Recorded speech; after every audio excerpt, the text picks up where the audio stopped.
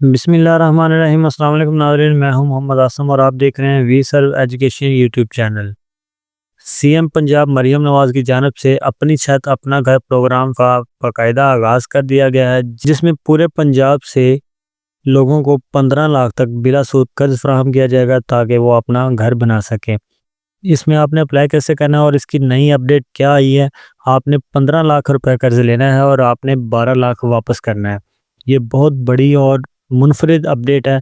इसका बहुत से लोगों को फ़ायदा हासिल करना चाहिए।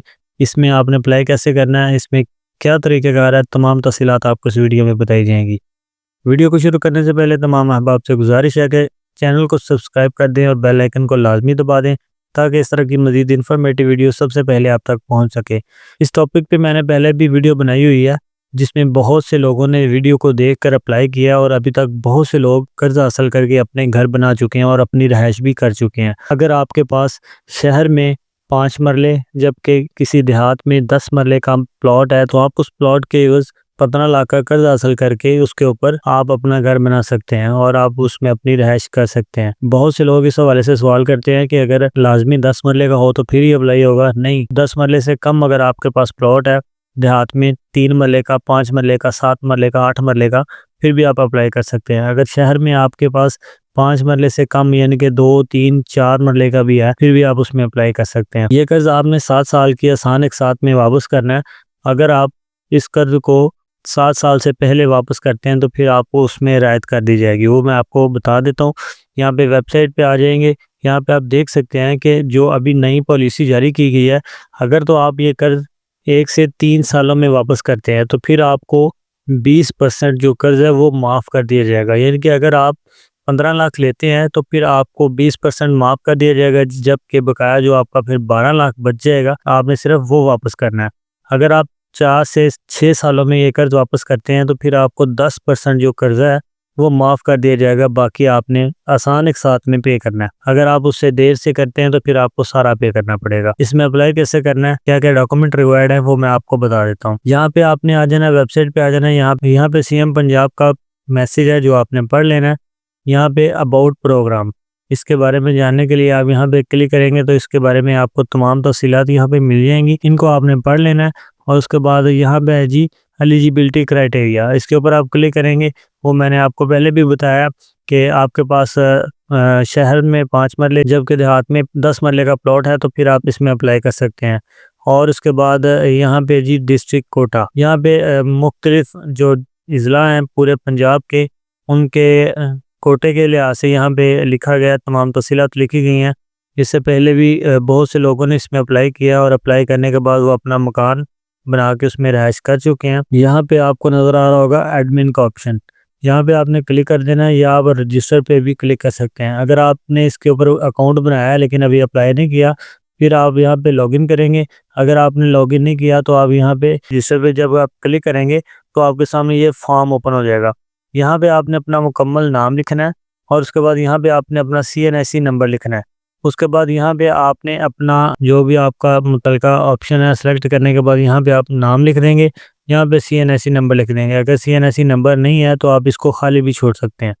उसके बाद यहाँ पे है जी शनाख्त, यानी कि आपने जेंडर सेलेक्ट कर लेना है। ईमेल एड्रेस अगर आपका है तो आप लिख देंगे, अगर नहीं है तो इसको भी खाली छोड़ देंगे।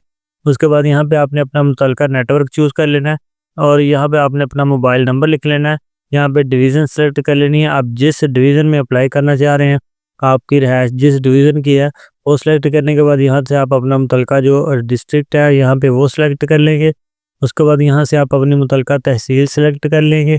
उसके बाद यहाँ पे आप अपना मुतलका जो सिटी होगा आप यहाँ पे वो लिख देंगे। उसके बाद यहाँ पे आप अपना मुतलका पासवर्ड रख लेंगे जो आपको याद रहे और आप उसको लॉगिन करके अप्लाई कर सकें। कंफर्म पासवर्ड में भी आपने वही पासवर्ड लिख देना है और यहाँ से रजिस्टर कर देना है। जैसे आप रजिस्टर करेंगे तो आपका जो अकाउंट है वो यहाँ पे बन जाएगा। रजिस्टर करने के बाद आपने यहाँ पे इसको लॉगिन करना है। मैंने रजिस्टर पहले किया हुआ है, लिहाजा मैं लॉगिन पे करूँगा क्लिक। यहाँ पे लॉगिन पे क्लिक करेंगे। जैसे आप लॉगिन पे क्लिक करेंगे तो यहाँ पे आपने अपना CNSE नंबर लिखना है और यहाँ पे आपने पासवर्ड लिखना है और यहाँ पे आपको ये जो कैप्चा कोड नज़र आ रहा है, ये आपने यहाँ पे कैप्चा कोड लिख के यहाँ से लॉगिन कर देना है। जैसे आप लॉगिन करेंगे तो आपका यहाँ पे अकाउंट लॉगिन हो जाएगा। यहाँ पे आपके सामने जो फॉर्म है वो आ जाएगा। यहाँ पे कुछ सवाल वो आपसे पूछ रहा है, यहाँ पे आपने सारे सवालों के आगे टिक कर देना है और यहाँ पे भी आपने टिक कर देना है। टिक करने के बाद आप यहाँ पे प्रोसीड पे क्लिक कर देंगे। इसके ऊपर जब आप क्लिक करेंगे तो आपके सामने ये जो कंप्लीट फॉर्म है ये ओपन हो जाएगा। इसमें सबसे पहले जो ऑप्शन है वो जनरल इन्फॉर्मेशन है, जिसमें आपने अपनी इन्फॉर्मेशन देनी है। उसके बाद आपने यहाँ पे डॉक्यूमेंट रिक्वायर्ड है जो वो आपने यहाँ पे अटैच करने हैं। उसके बाद यहाँ पे आपने फीडबैक रिमार्क्स में आके इसको सबमिट कर देना है। 3 ऑप्शन है, इन तमाम 3 ऑप्शंस को आपने फिल करना लाजमी है। सबसे पहले जनरल इन्फॉर्मेशन है, यहाँ पे थोड़ा सा नीचे आएंगे, यहाँ पे सबसे पहले आपका नाम है, फादर नेम है, CNSE नंबर है, फादर CNSE है। अगर आपने लिखा होगा तो यहाँ पे आ जाएगा, अगर नहीं लिखा तो आप यहाँ पे इसको खाली ही देखेंगे। उसके बाद यहाँ पे जींस है, जेंडर है और ईमेल एड्रेस, मोबाइल नंबर, ये सारी चीज़ें जो आपने पहले रजिस्ट्रेशन करते वक्त डाली थी यहाँ पे वो आपको नज़र आ रही होंगी। उसके बाद यहाँ पे आपने अपना जो अल्टरनेटिव मोबाइल नंबर है, अगर आपके पास कोई है तो आप यहाँ पे लिख देंगे, अगर नहीं है तो आप यहाँ पे खाली छोड़ देंगे। उसके बाद यहाँ पे जी डेट ऑफ बर्थ, यहाँ पे आपने अपनी मुतल्लिका डेट ऑफ बर्थ सेलेक्ट कर लेनी है कि आपकी जो भी डेट ऑफ बर्थ होगी आपने यहाँ पे वो सिलेक्ट कर लेनी है। डेट ऑफ बर्थ सेलेक्ट करने के बाद यहाँ पे आपने अपना मैरिटल स्टेटस बता देना है, सिंगल है, मैरिड है, आपने वो बता देना है। और उसके बाद यहाँ पे वो पूछ रहा है प्रायर लोन, यानी कि अगर आपने कोई पहले लोन लिया हुआ है फिर आप यस पे सिलेक्ट करेंगे, अगर आपने पहले कोई लोन नहीं लिया हुआ फिर आप नो पे ही सिलेक्ट रहने देंगे। उसके बाद यहाँ पे डिवीज़न है, ये ऑलरेडी हमने सेलेक्ट की हुई थी। यहाँ पे सिटी भी है, डिस्ट्रिक्ट, सारा कुछ सेलेक्ट है। यहाँ पे हम अपना एड्रेस लिख देंगे, जो भी आपका एड्रेस होगा आप यहाँ पे वो एड्रेस लिख देंगे। मैं जस्ट आपको समझाने के लिए ये लिख रहा हूँ, आपने अपना जो भी मुतल्लिका एड्रेस होगा आपने यहाँ पे वो लिखना है। उसके बाद अगर आपका परमानेंट और करंट एड्रेस सेम है तो आप यहाँ पे टिक कर देंगे। अगर आपका परमानेंट और करंट एड्रेस सेम नहीं है फिर आप यहाँ पे नीचे अपना जो परमानेंट एड्रेस है वो यहाँ पे लिखेंगे। हमारा सेम है, इसको सेलेक्ट कर देंगे।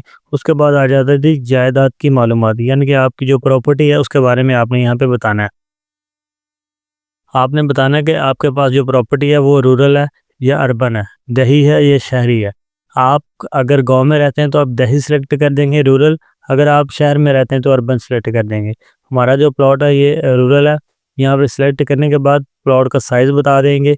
यहाँ पे आप देख सकते हैं कि 1 से लेके 10 मरले तक, अगर आपका प्लॉट 10 मरले से नीचे जितना भी है आप यहाँ पे वो मुतल्लिका अपना ऑप्शन सेलेक्ट कर लेंगे।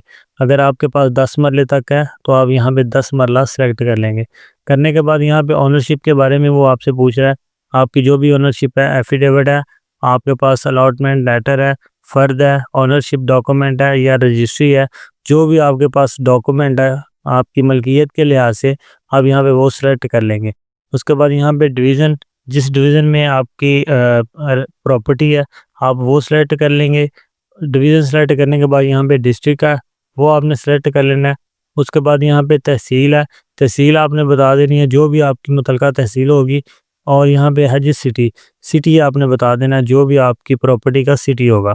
उसके बाद यहाँ पे प्रॉपर्टी का एड्रेस लिखना है आपने। प्रॉपर्टी के एड्रेस के हवाले से आपको बता दूं कि आपने प्रॉपर्टी का एड्रेस इस हिसाब से लिखना है कि आपने वहाँ पे मेंशन करना है कि जो आपकी प्रॉपर्टी है उसके नज़दीक कोई अलामती जगह, जैसा कि कोई मस्जिद वगैरह या कोई स्कूल वगैरह या कोई करियाना स्टोर है।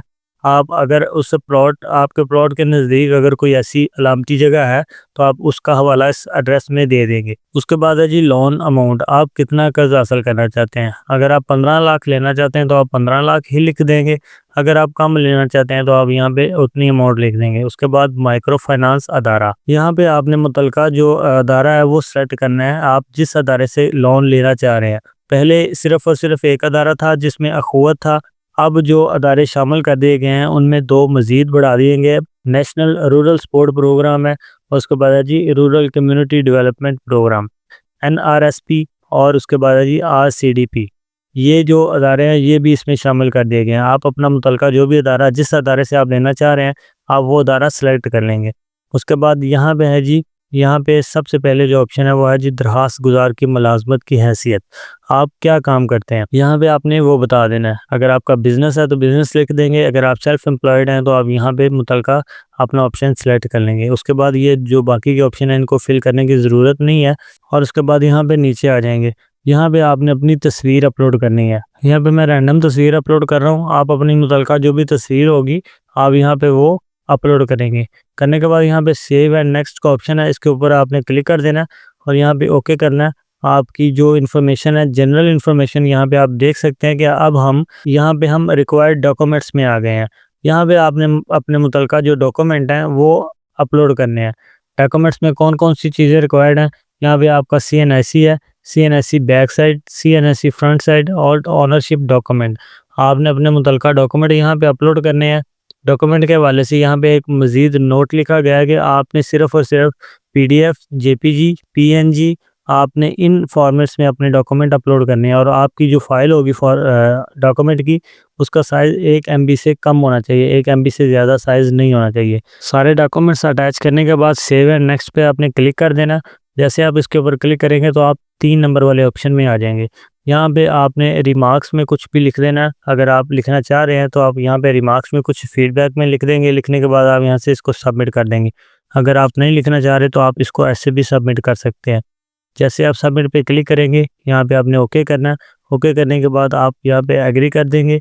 एग्री करने के बाद थोड़ी देर बाद आपने थोड़ा-सा इंतज़ार करना है, आपकी एप्लीकेशन जो है वो सबमिट हो जाएगी और यहाँ पे आपको अपनी एप्लीकेशन का जो नंबर होगा, आप यहाँ पे उसको देख सकते हैं।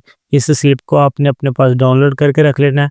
जब आपकी एप्लीकेशन अप्रूव होगी, अदारे की तरफ से आपको कॉल कर दी जाएगी और आपके जो भी डॉक्यूमेंट्स होंगे, वो आपने जमा करवाने हैं और आपको 15 से 20 दिन या मैक्सिमम 1 माह के दौरान आपको लोन दे दिया जाएगा। इस हवाले से फिर भी अगर आपका कोई सवाल हो, अगर आप घर बैठे अप्लाई करवाना चाहते हो, तो आप हमारे दिए गए नंबर पर रब्ता करके घर बैठे अप्लाई करवा सकते हैं। मज़ीद रहनुमाई के लिए आप कमेंट सेक्शन में पूछ सकते हैं, आपको गाइड कर दिया जाएगा। मिलते हैं आइंदा किसी नई वीडियो में, किसी नए टॉपिक के साथ। तब तक के लिए अपना बहुत सारा ख्याल रखिएगा। अल्लाह हाफ़िज़।